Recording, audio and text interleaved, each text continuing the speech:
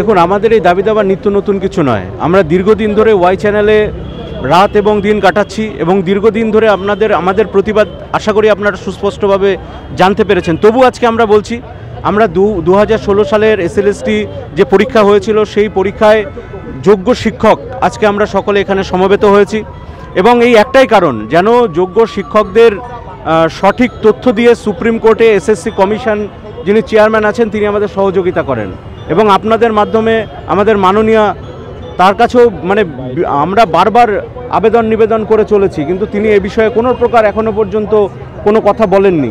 তো আজকে আমাদের এই শেষ সময়, কারণ আগামী দিন আমাদের সুপ্রিম কোর্টে যে হিয়ারিং হতে চলেছে 27 তারিখে, সেটা কি হতে চলেছে আমরা কিন্তু কেউ জানি না। আমরা এসএসসি কমিশনের প্রতিটি পর্যায়ে পরীক্ষা দিয়ে আপনি রিটেন ইন্টারভিউ ভেরিফিকেশান একাধিকবার ভেরিফিকেশান করে আমরা কিন্তু নিযুক্ত ক্যান্ডিডেট এবং সিবিআইতে যে 17টি ধারা নিযুক্ত করা হয়েছিল যারা কিনা প্যানেলের বাইরে গেছে, আমরা কিন্তু তার আওতার মধ্যে পড়ছি না। আমরা কিন্তু সম্পূর্ণ গ্রহণযোগ্য বৈধ শিক্ষক এবং পরীক্ষা দেওয়ার মাধ্যমে যোগ্য শিক্ষক।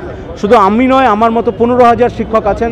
আমি তাদের প্রতিনিধি হয়ে মাননীয় চেয়ারম্যান সাহেবের কাছে, মাননীয় দিদির কাছে, পর্ষদের কাছে বিনীতভাবে বিনম্রভাবে শেষ সময়ের আবেদন নিবেদন করছি যে বিষয়টি আপনার হস্তক্ষেপ করুন এবং আপনারা সঠিক তথ্য দিয়ে 15,000 শিক্ষককে, শুধু 15,000 শিক্ষক না, আমি মনে করি এই যোগ্য শিক্ষক যোগ্য স্থানে গেলে হয়তো শিক্ষক সমাজ তথা আমাদের একটা সভ্য সমাজ আবার সঠিক দিশা পাবে, শিক্ষা ব্যবস্থা সঠিক থাকবে এবং সেখানে ছাত্রছাত্রীরাও আজকে বিভিন্ন স্কুলে যে যেমন খুশি সাজো, সেখানে ছাত্রছাত্রীরা এই শিক্ষকদের প্লে কার্ড নিয়ে আন্দোলন করছে। তারা দেখছে আমরা পড়াশোনাও করে আমরা হয়তো আবার আমাদের চাকরি হারাতে পারে, আমরা কিন্তু সঠিক দিশা দেখাতে পারছি না।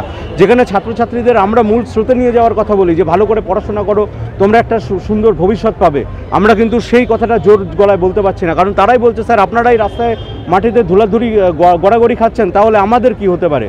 আমার মনে হয় এই ব্যবস্থাটা যদি মাননীয় দিদি দেখেন, এসএসসি চেয়ারম্যান দেখেন, পর্ষদ দেখেন, সবাই মিলে সঠিক তথ্য দেয়, সুপ্রিম কোর্টে সঠিক বিচার পায়, তাহলে নিঃসন্দেহে আমরা আবার সঠিক আলো পাবো এবং সমাজের মূল স্রোতে আমরা ফিরে আসতে পারবো। এর আগে তো আপনারা বিকাশ ভবন অভিযান করলেন, সেখানে কোনো সদুত্তর পেয়েছিলেন কি? সেখানে সদুত্তর সঠিকভাবে আমাদের ধৃতিসদা গেছিল, ধৃতিসদার কাছে তারা বলেছিল যে আমরা আশ্বস্ত, প্রতিবারই আমরা আশ্বাস পাই, কিন্তু সেই আশ্বাসের প্রতিফলন আমরা কিন্তু সুপ্রিম কোর্টে দেখতে পাই না।